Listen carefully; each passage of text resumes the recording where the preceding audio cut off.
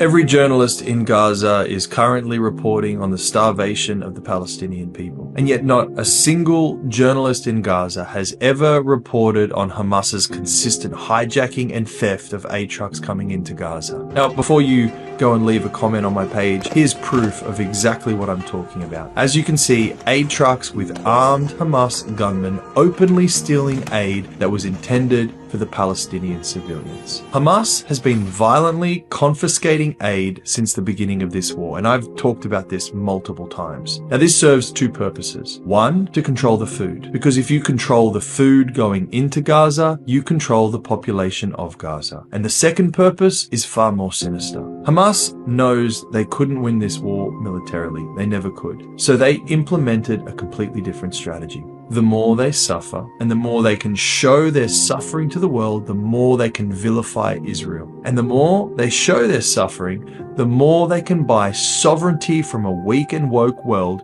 who are too politically correct to call out their radical Islamic ideologies.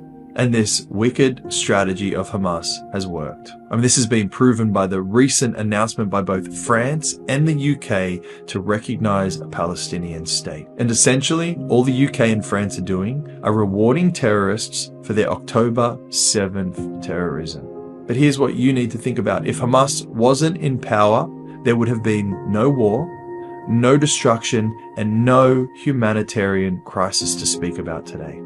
Hamas not only manufactured this crisis, they needed the crisis to continue to hide in the shadows of public knowledge and opinion. And this leads me to my second conclusion. Every single journalist in Gaza works for Hamas. And I mean every single journalist. Since not even one journalist has ever reported on Hamas stealing aid, despite the clear evidence that I can show you over and over again. Have you also noticed how not a single journalist in Gaza has lost weight in 22 months? Who's feeding them? The answer to that question is the same people who are feeding you endless lies and propaganda today. Hamas. So my question to you, if you've finally woken up, is who is really starving the Palestinian children?